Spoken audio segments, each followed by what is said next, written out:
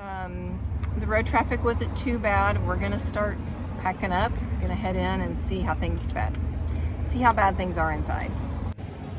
So all the vendors are up here moving out. We've been told that they're just gonna close the location, not try and reopen. So everybody's getting stuff out.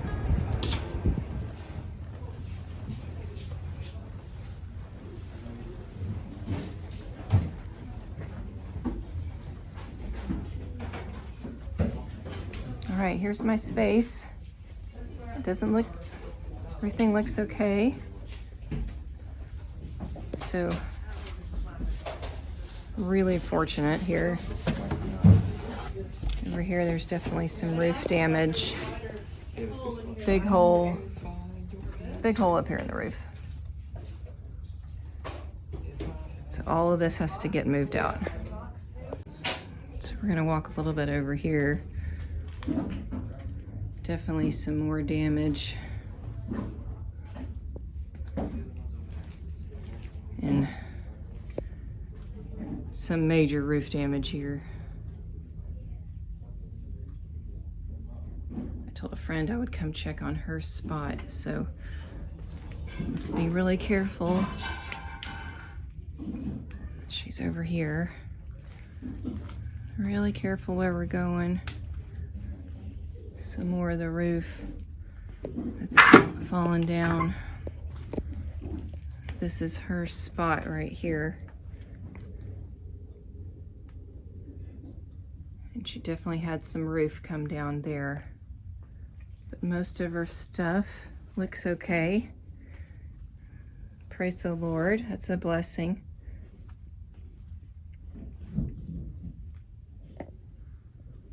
Oh, it's just heartbreaking.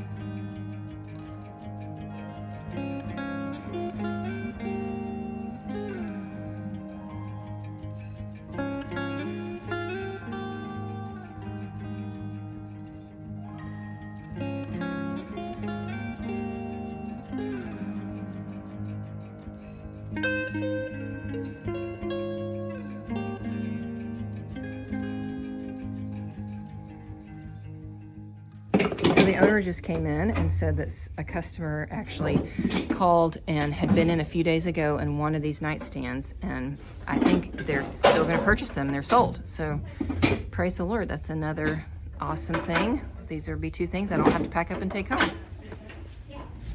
Here's the other side, and this is where it gets pretty yucky because this floor is just squishing as I walk. And it's just really, gets really yucky. Excuse me.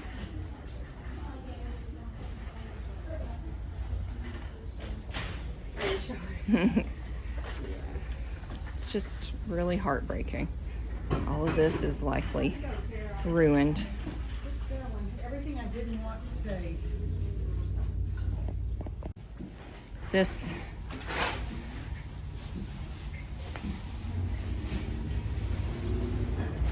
take a look. Oh, it's just really heartbreaking. It really is. Here's a gorgeous piece that's ruined. Just ruined.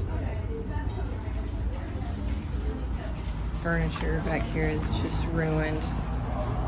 My heart just goes out to everyone over here. I feel so fortunate. It really is. It's just heartbreaking. Well, what can you do? You know, what can you do? Back here, walking in, and it's daylight.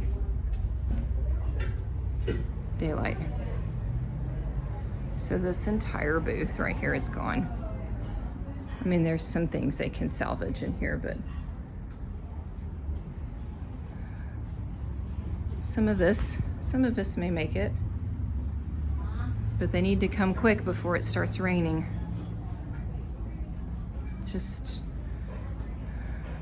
And over here, all of this gone.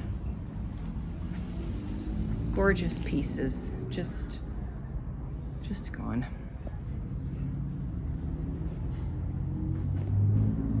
The roof over here, just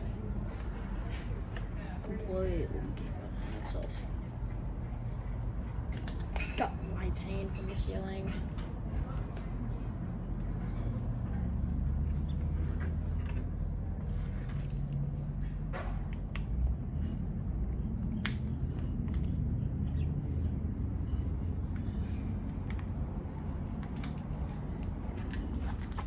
I really feel incredibly fortunate.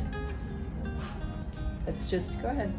It's just kind of heartbreaking and really sad to see things that people have worked so hard for. And, you know, there's not anything that can be done. But it's sad. And I feel very fortunate that, I mean, I think everything in my booth I was able to completely salvage. And just not everybody has that story. So, feel very fortunate today. Thank you for your help. You're welcome. You guys are a big helper. See, that went pretty quick, huh? Mm-hmm. Yeah.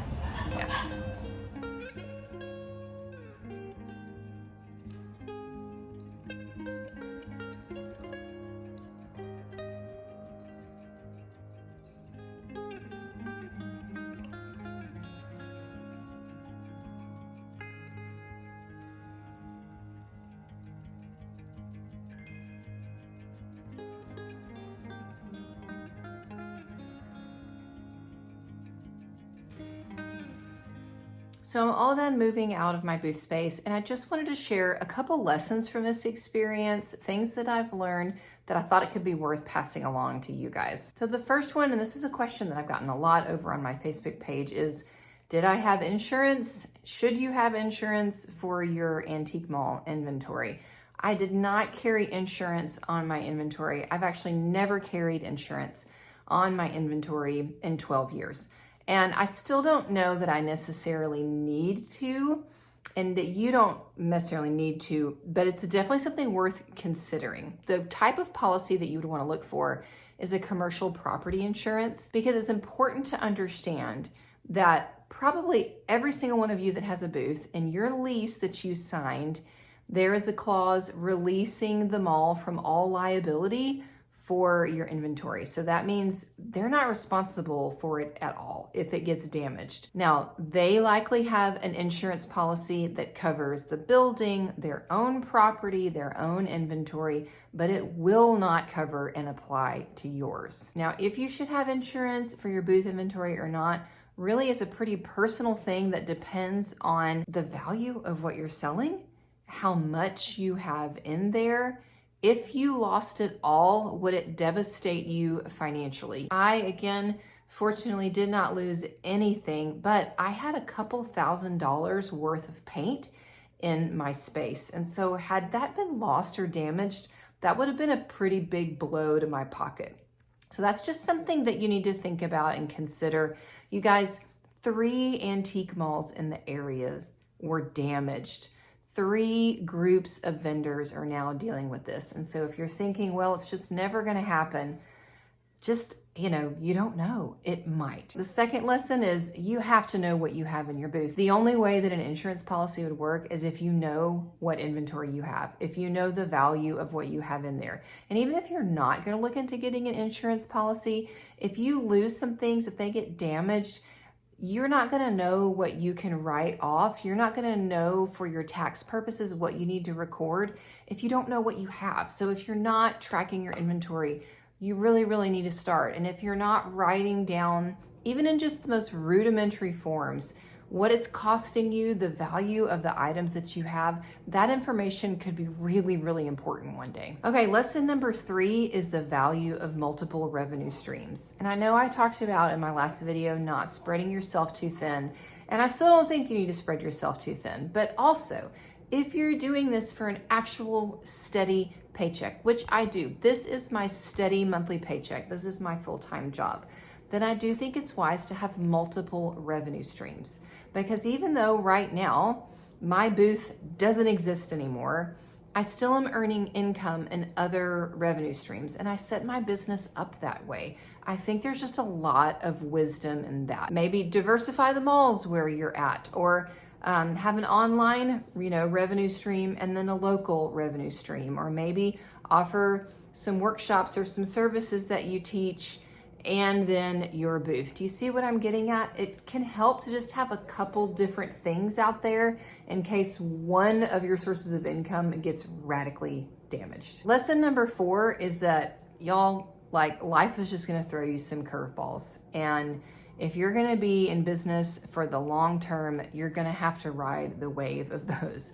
I had only been in gathered goods for a year, and it was a great spot. And I was not expecting to have to move again and have to find a new spot for my paint and reset up those shelves and start all over. But it happened, and it could just crater me, or I could find some way to deal with it. The longer I do this thing, the more I realize you just have to learn how to adapt to things. You just have to be able to adapt and adjust and roll with it. And then the very last lesson I want to share is the value of creating a professional brand for your business and a professional social media presence for your business.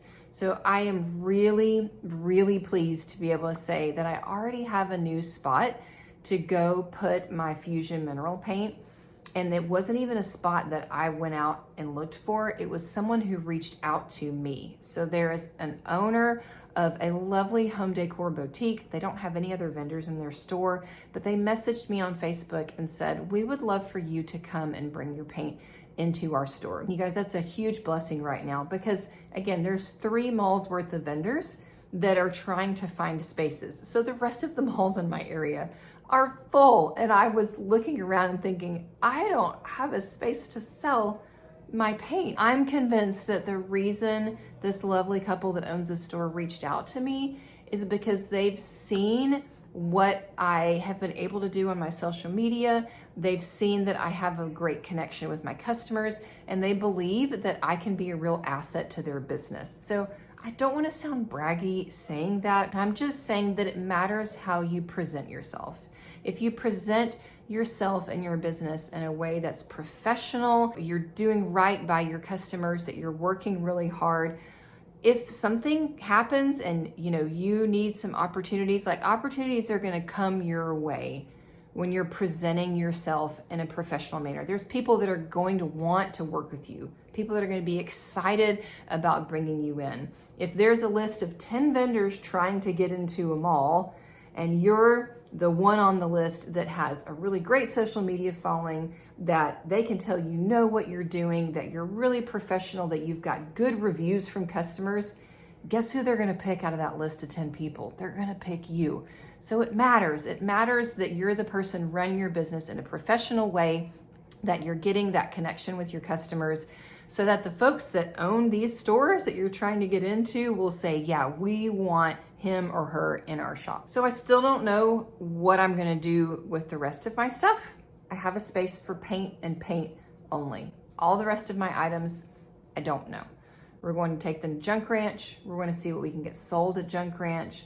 And then I'm going to have to take the rest of the summer and figure it out. So stay tuned.